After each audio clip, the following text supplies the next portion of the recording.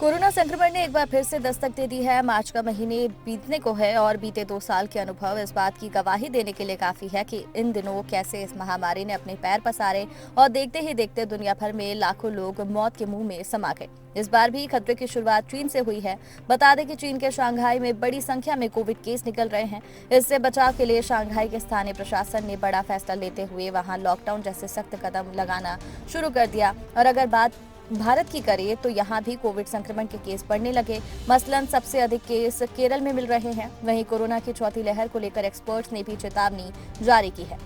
मतलब साफ है कि चीन के शंघाई से लेकर भारत के केरल तक कोरोना संक्रमण का खतरा नजर आ रहा है। इसी बीच भारत की ओर से रविवार यानी 27 मार्च से इंटरनेशनल फ्लाइट्स की भी शुरुआत कर दी गई। इतना ही नहीं, कोविड के हालिया केसों को ध्यान में रखते हुए भविष्य के खतरे को नजरअंदाज नहीं किया जा सकता। लेकिन इस बार जो नई गाइडलाइंस जारी हुई है उनमें फ्लाइट्स में 3 सीटों में से बीच वाली सीट को खाली रखने का प्रतिबंध हटा दिया गया। ऐसे में मुश्किल बढ़ सकती है।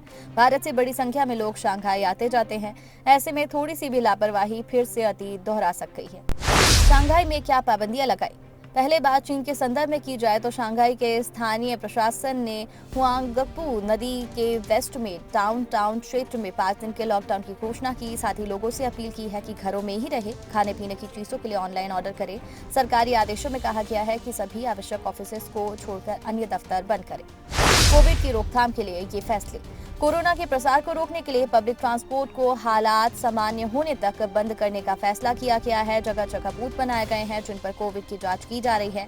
हालांकि लॉकडाउन से शंघाई की अर्थव्यवस्था पर भी बुरा असर पड़ रहा है, क्योंकि कोरोना की वजह से शंघाई की डिज्नी थीम पार्क पहले से ही बंद है। केरल में कितने केसों ने चिंता में डाला?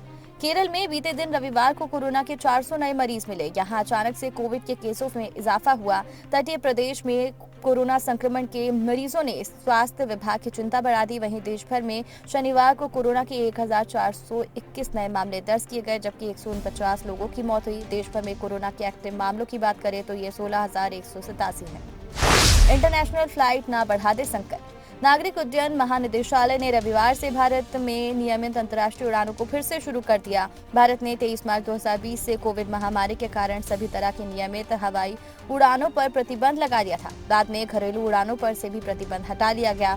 अब सरकार ने सभी तरह के अंतर्राष्ट्रीय उड़ानों को फिर से शुरू कर दिया। बता दें कि चीन से भारत आने वाले लोगों की संख्या बहुत ज्यादा रहती है। साथ ही यहाँ से भी कई लोग वहाँ जाते हैं। ऐसे में लापरवाही संकट खड़ा कर सकती है। कोरोना और वैक्सीनेशन से जुड़ी जानकारी से अपडेट रहने के लिए हमारे चैनल को सब्सक्राइब कर लीजिए।